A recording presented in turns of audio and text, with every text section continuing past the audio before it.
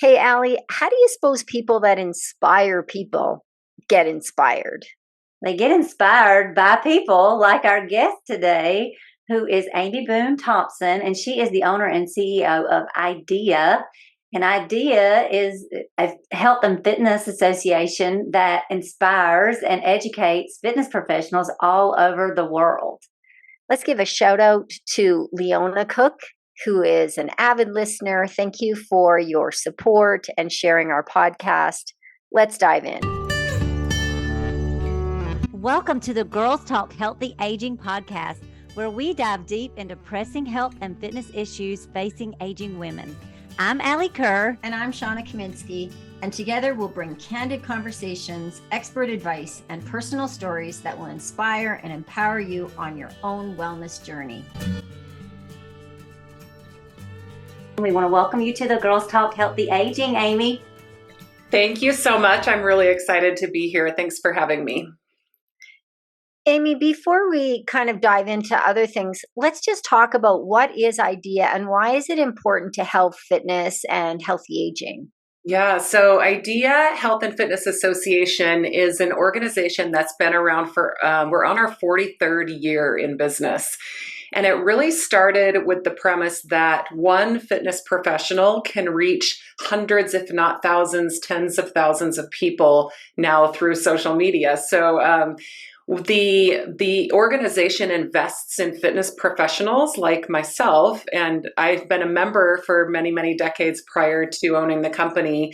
And really, we do that with live events, with online education. We have a publication called IDEA Fitness Journal, and then we provide business resources like health insurance, liability insurance, and continuing education to keep our professionals up to date.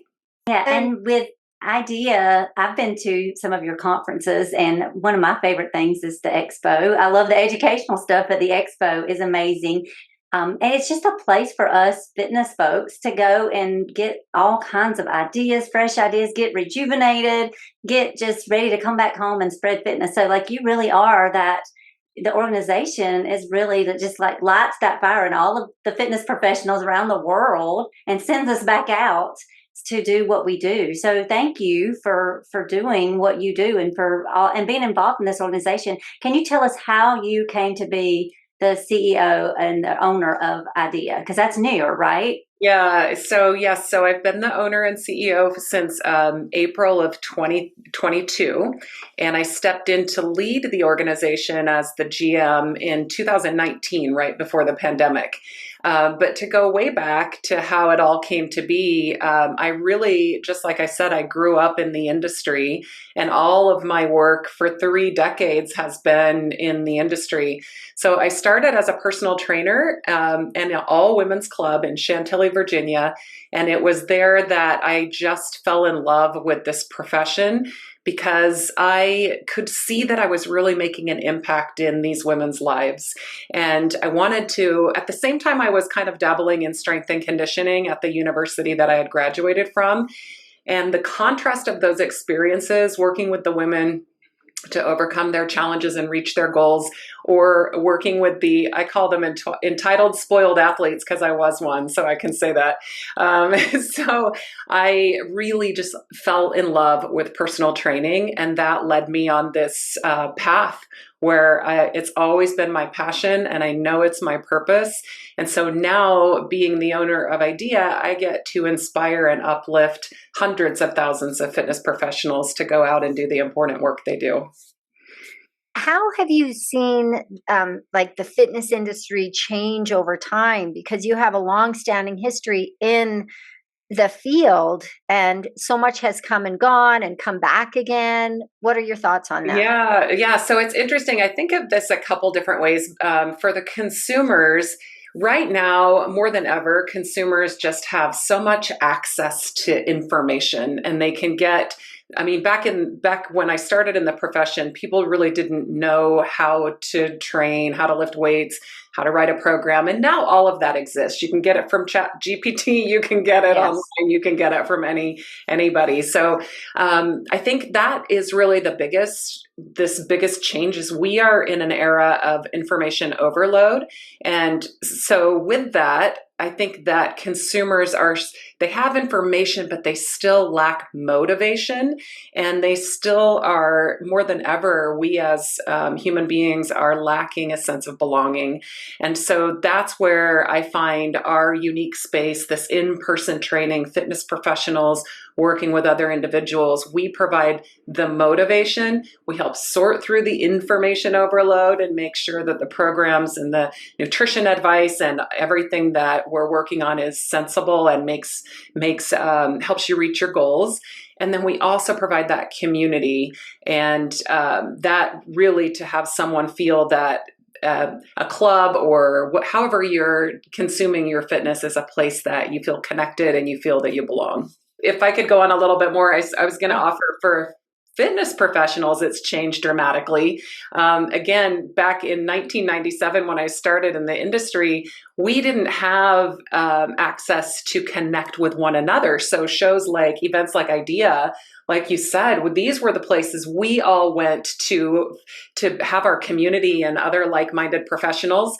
And so now what's changed is that there are a lot of ways for us to connect with other professionals online or through masterminds or mentor groups, or even at IDEA, we have a tremendous community where we connect with one another before events.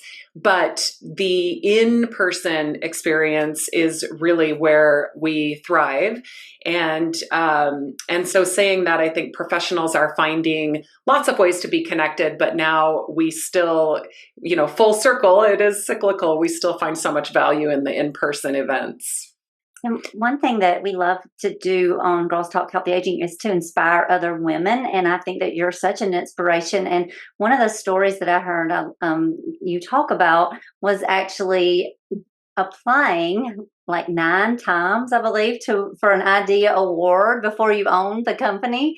So you're not a quitter, Amy. Tell us about that, and that just what kept you going. And you did get the award. And tell us about that. Yeah. So when I moved to San Diego early in my career, I was connected to IDEA, and immediately I said, okay, how do I get on that stage? How can I be the presenter holding the microphone or writing for the magazine? How can I elevate myself? So IDEA gives out the industry's leading awards every year. There's 4 different awards. And while the award names have kind of evolved over time, it was the program director award that I was chasing because I was leading teams, the personal training teams. So I would go through the application process every year, and it's true. It took 9 times before my name was finally called. I was a finalist, I think, 3 times before that. So, it's the excitement and then the wah. But through that process, what I learned is that every time I would fill out that application, it was like a checklist for me to say, what have I done in the previous 12 months to challenge myself to grow? And if I'm weak in an area, then I set goals for myself for the coming year so that the next time I would fill out that application, I felt that I had evolved and grown and really matured in that way, or reached more people, or whatever the item was. In 2019, prior to, actually, I had already verbally accepted the position to lead the company. But just so everybody knows, it had been a year leading up to that I had applied, so it wasn't fixed at all. Finally, my name was called, and I did end up winning Fitness Leader of the Year right before I started running the company, not before I bought it. Very cool. Yeah. Talk about tenacity. Yeah. Let's go back to, the idea of what you're saying, that, information overload. Somebody can go on to Chat GPT, get recipes, get programs. Alli and I have strong feelings about why or why not this might not be a great idea. But tell us about, the real value of having, a coach and not just Chat GPT writing your program. Yeah, for a lot of reasons. 1, for safety. 2, for making sure that you're doing the exercises and that you have the plan that's going to help you meet your unique goals. A lot of people have a checklist of considerations that they need to take into account when a professional is building a program for you or thinking about what you should be consuming, et cetera. So your own unique health considerations is probably the most important reason. But then beyond that, what a professional can work with you on is really helping you with that motivation, which is what I said in the beginning, and helping you make sure that you're showing up time after time. So the biggest obstacle to people reaching their goals is that they're just not consistent. And again, going back to, they didn't either know what they were doing properly, or they felt uncomfortable. They didn't feel they belonged in that environment, or they simply needed a coach to show up with them and hold them accountable so that they're reminded of their goals and the significance and importance. So now there are people who have reached their goals and they're kind of in a maintenance plan, or they've already created a healthy lifestyle and they can follow some skeleton of a program because they're more in tune with their bodies, et cetera. But for the most part, a lot of people, even myself, benefit from working with a coach. So I'm a big advocate as well of using a fitness professional, obviously. Well, because information isn't enough. We are human beings, and that connection and that accountability piece is the missing piece in many people's fitness health journey. So we are all over that. So, it's always nice to have a professional such as yourself agree with us. Yes, of course. And Amy, tell us a little bit more I know you told us some of the things that IDEA does, but there's a conference coming up this year, and tell us a little bit about what that is and who comes to that. And I would love to. So we have 2 events. We have a smaller event that we do that's more targeted around personal trainer's profession and the clinical professional. And then our bigger event is called IDEA World. And IDEA World is the largest global gathering of fitness professionals and business owners that exists. We usually come together in the month of July, and we've had as many participants from over 80 countries that come together, and up to 6,000 to 8,000 people with coming together for the Fitness and Wellness Expo. And so there are 4 days of education, and these are really sessions that teach you all the latest and greatest in the modalities in fitness. Those are the workouts, and then there's workshops, and there's seminars, and there's keynotes. And all 4 days, you're just, exercising from morning until night. And then we say we dance well into the morning hours and wake up and do it all again, because we're all there to connect with our fitness professionals and network as well. And then in the middle of those 4 days, we have the 2 days of the Fitness and Nutrition Expo, which is what you talked about. And that brings together hundreds of exhibitors who either they have product or apparel or nutrition to put in your body, your clients' bodies, or on your bodies, or teach you new ways of moving your bodies. And they bring all of the equipment and all the exciting new trends to the expo, where we can, I call it the proving ground for what's next in the industry. What's unique about our show are 2 things. The first unique thing is just that when brands come to our show, they know that people are going to test the product, and they are going to, then if they love it, they'll take it back to their clubs and implement it right away, because these are the practitioners coming to the event, not just the check signers. And the second unique feature of our of IDEA World is the education, because there are over 300 sessions to choose from and a variety of different tracks depending on your specialty. So what a lot of people do is they'll come to this event to not only kind of sharpen the saw where in the specific expertise that they have, but they're learning and expanding new specialties perhaps, or new ways of thinking in the industry to really broaden their career and enable them to work with even more clients. So those are probably the 2 most unique things about coming to IDEA World. What are a couple of things that we can expect? Like if they've never been, or maybe they've been before to the Ideal World conference and they're looking at this year, anything new for the expo side, for the educational side that we should be just in the know about this year? Yeah, so we're in Los Angeles again this year, and it's July 10th through the 14th. And I think what's going to be really unique is, one, we give out the awards that we talked about earlier, and one of the awards that we give is called the Jack LaLanne Award, and it's in honor of Jack's legacy because he's considered the godfather of fitness.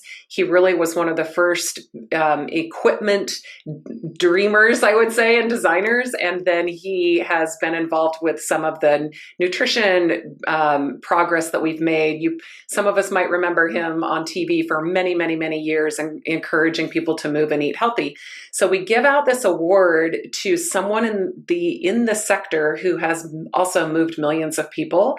And the reason I bring that up is because we've had the likes of Jane Fonda on stage, Arnold Schwarzenegger, Billy Blanks received the award recently, Donna Richardson, and this year, I think I can go ahead and say it, we're having, this will be the first to know, by the way, but it's coming out. Gilad is the recipient this year who has been instructing people on TV for, I think, 4 decades now.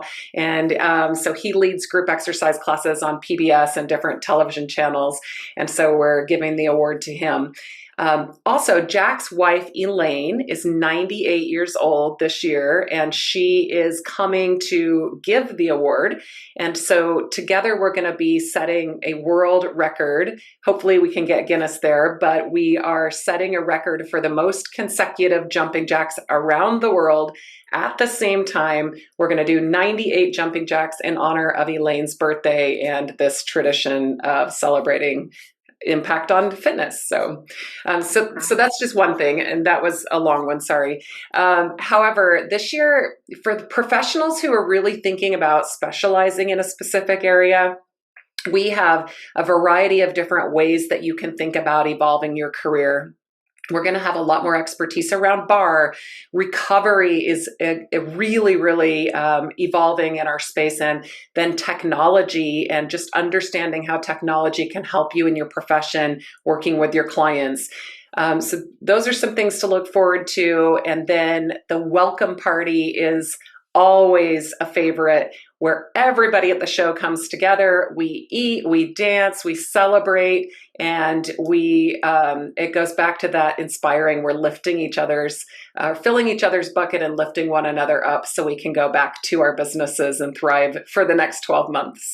This is so exciting. And as a former educator, I was a school teacher for 20 years. I am a big advocate for further education, and it's so great to see that within our industry, there's so many opportunities for fitness professionals to, develop through education.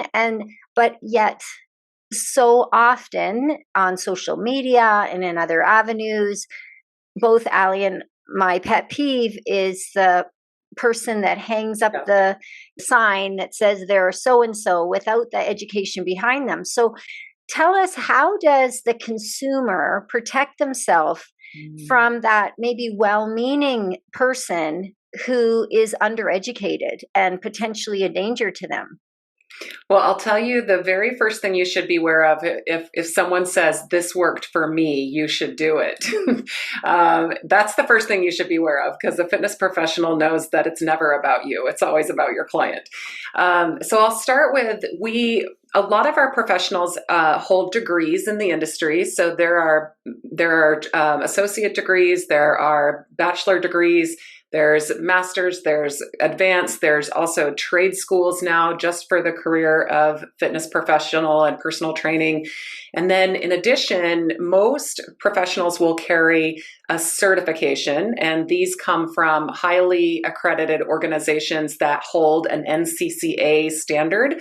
and not to be confused with NCAA, which is the sports, but NCCA. So those certifications carry the gold seal because they are they have the most checks and balances behind their accrediting process.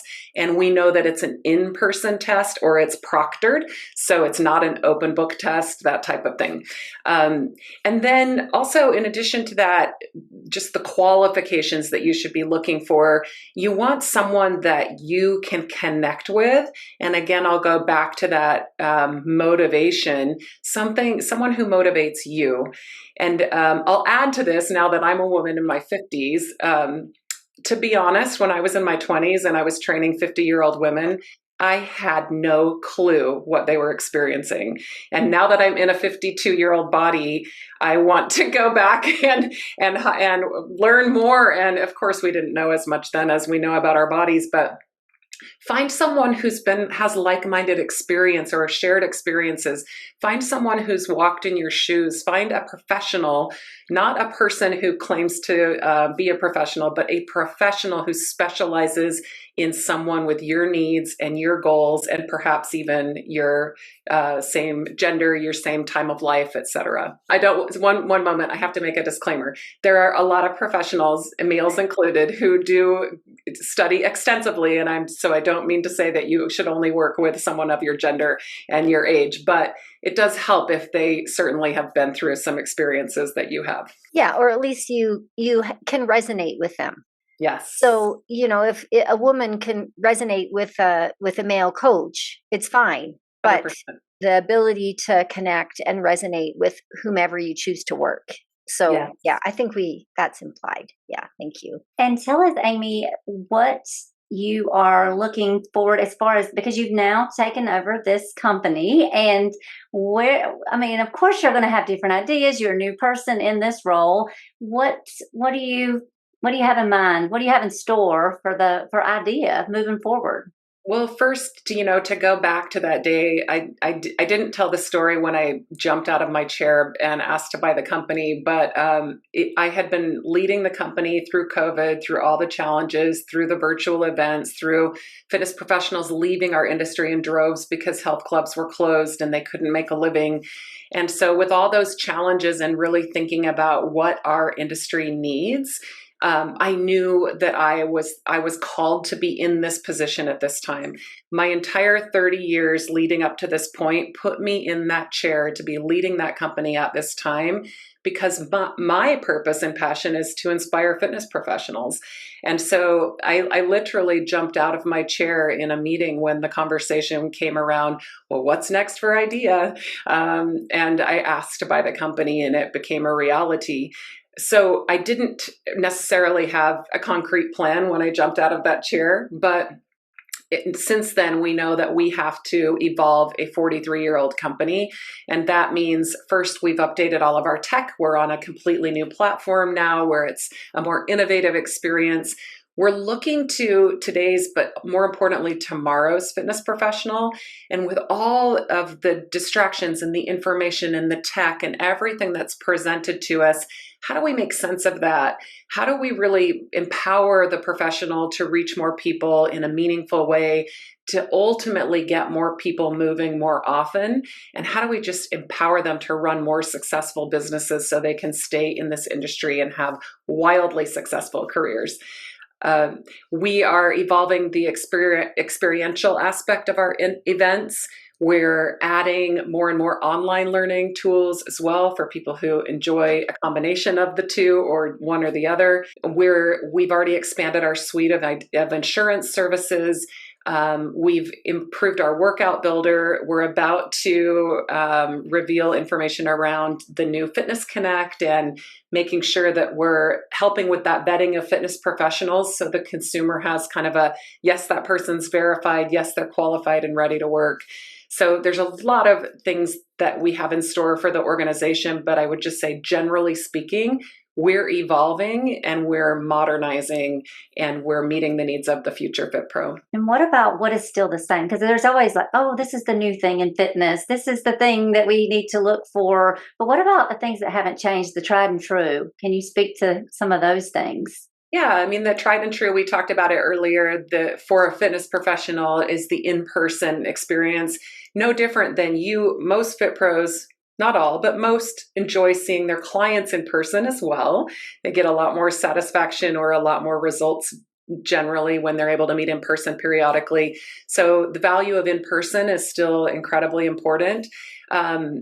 I would say it's always been happening, but we weren't really keen to it, is that this whole holistic approach to both helping our clients, but also for us as professionals. And what I mean by that is not just addressing how they move, but let's look at the whole human and the whole person. Let's look at their mental health. Let's look at different things that might be preventing them from being successful in reaching their goals. And if we're not specialists in that area, really surrounding yourself with a team of professionals, allied health professionals who can assist your clients in that journey. And then I look at that both ways. It's how do fitness professionals help their clients holistically, but how are we helping ourselves holistically? And the mental health of a fitness professional is equally, if not more important. It goes back to that whole put your oxygen mask on first before you can help anybody else.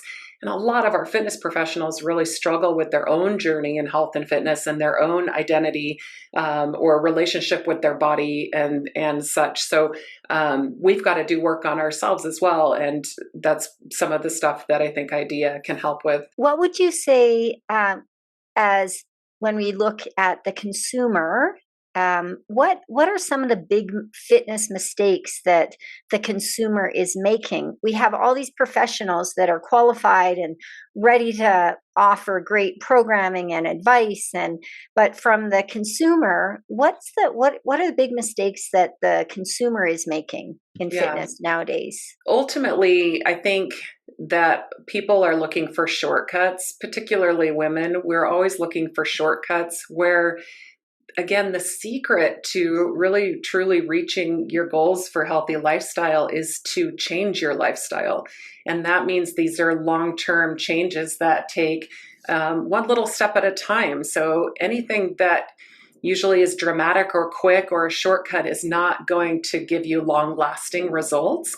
But when you make changes that will lead to permanent change in your lifestyle, and give yourself grace when you mess up once, or you decide to go off track for a little while or even for months.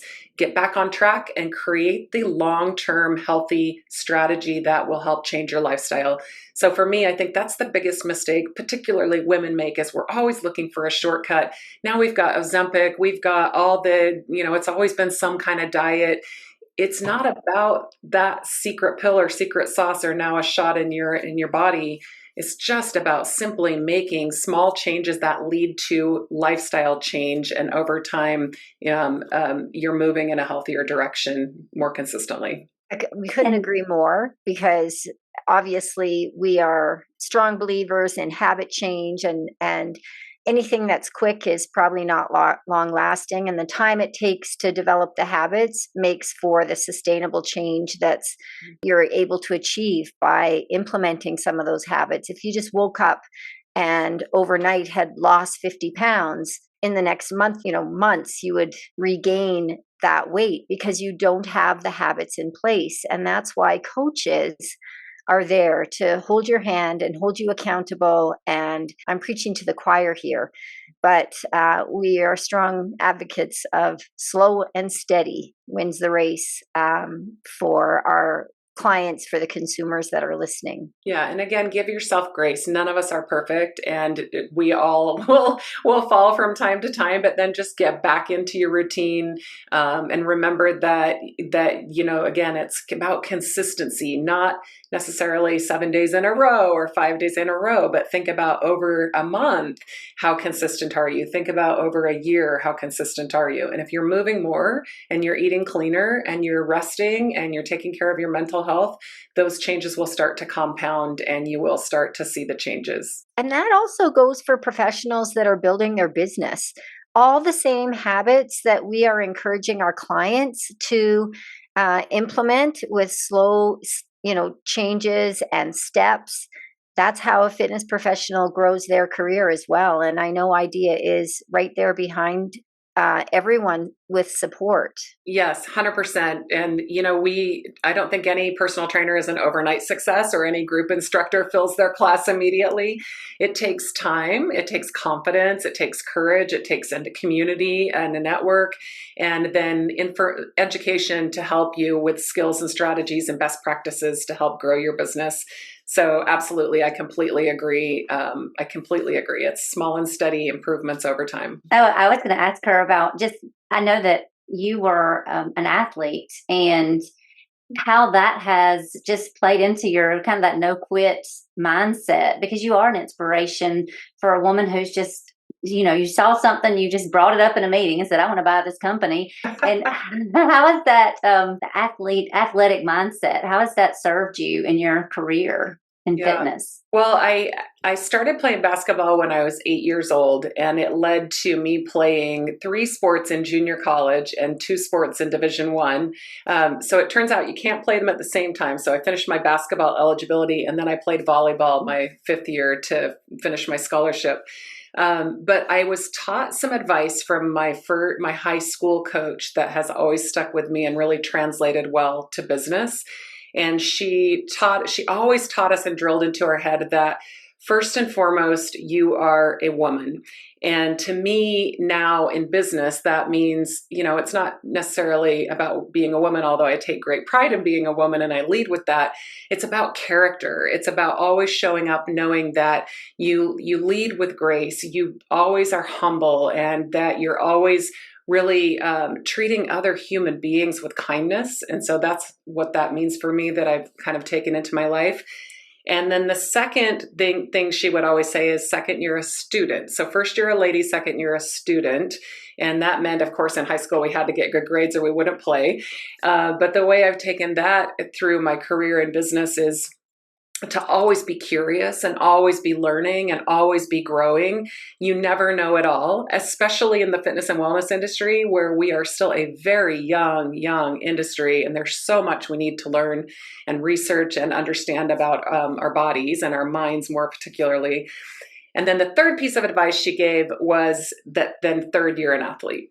And so that to me in business, like, I love to compete. I love to challenge people, my team, others. I used to challenge my clients. I would try to gamify everything.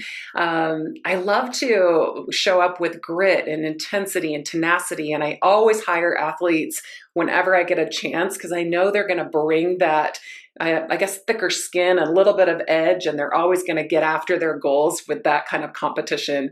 So those are the 3 things. First, you're a lady. Second, you're a student. Then you're an athlete. And that's kind of how I've carried those through my life. What an amazing coach and impactful teacher you had back then. Those are wonderful lessons for anyone to take forward. Wow. If you had a wish for our listeners today, what would it be? I wish that particularly women, and any person, can realize their dream and their purpose. And so it doesn't come right away, and it didn't for me either. I never guessed that after 3 decades, I would own the company that I was a member of for 30 years. But I did know that I was always moving in the right direction. I knew what my mission was earlier, to serve fitness professionals and further our industry.